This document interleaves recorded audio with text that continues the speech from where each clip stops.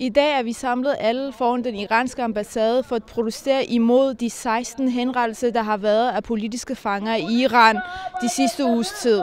Mange flere står i kø for at blive henrettet i Iran, og det står vi her i dag.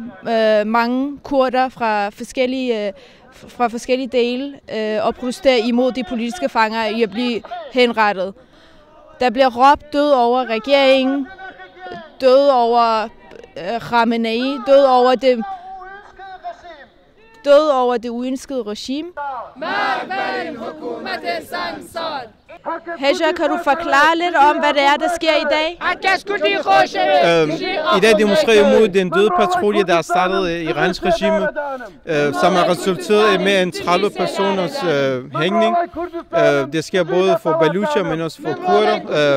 I senest har 16 baluchiske politiske fanger blevet hængt i Iran. Og det vi gør i dag, det er at demonstrere imod den dødspatrulje, som har startet regimet, som har resulteret i mange døde. Det er især politiske fanger, det går ud over. Hvad håber I, at I vil opnå her i dag? Altså vores opråb er til det internationale samfund til at agere på en eller anden måde, sådan at menneskerettigheder også kommer på dagsordenen. Altså det er vigtigt, at de også tager med, altså det opråb vi kommer med, det også tages med til forhandlingerne med det iranske regime. Det vil sige, menneskerettigheder skal også tages med, politiske fanger, kvinderettigheder, alt det skal også tages med i de forhandlinger, man laver med det iranske regime angående dets atomprogram. اتوانی پیمان بڵێ ئەمە عەکسی کێس کە تۆ لەگەڵ خۆتا هاوردە ئەمڕۆ؟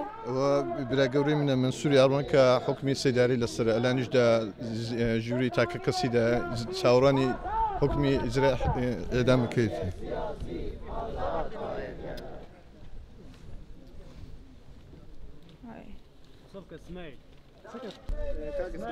Kak Ismail,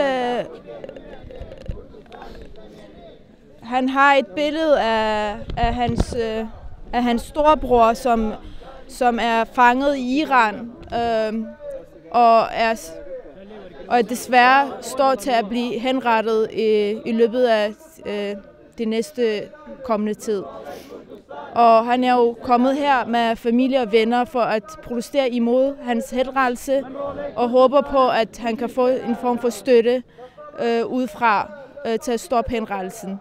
Fadel, kan du forklare lidt om, hvad det er, folk råber her foran den iranske ambassade, og hvorfor? Jeg kan sige, at en stor del af kurderne her i København er samlet for at udvise deres utilfredshed imod regimet i Iran. Det er samlet her med et opråb om, at det er nok med politiske fanger, med politiske arbejdere. Det er utilfreds med, altså mod et regime, der er imod kvinder, der er imod mennesker, og i det hele taget er imod unge mennesker, der rundt omkring verden er nogen, der bygger et samfund. Hvad håber I, at I vil opnå i dag her? Jamen det håber jo på, at nu er vi jo lige foran det iranske ambassade, og hvor der står altså nogle politibetjenter fra Danmark. Altså deres store håb er, at de får support, eller de får støtter, både ved at det iranske ambassade formidler deres budskab til regimet i Iran, og også at de politibetjenter er vidne til, hvorfor vi står her, og hvad er vores opråb. Hvad vil I gøre fremover for at holde fokus ved det her problematik i? Det gør vi ved at oplyse verden omkring, hvad er det, der foregår i Iran, og hvad er det for et regime, vi står overfor. Hvor meget det der regime undertrykker kurderne i Iran, hvor mange af dem har de fængslet, og hvor mange af dem har de bortført.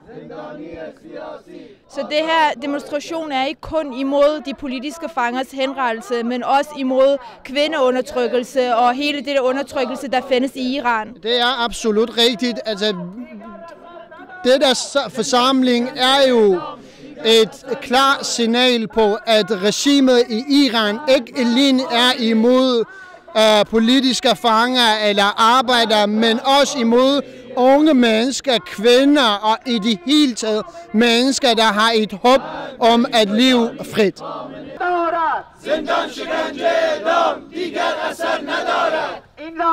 جاسوسی ویران باید گردد. این لانه جاسوسی ویران باید گردد. مرگ بر این دو جانی خامنه ای روحانی. مرگ بر این دو جانی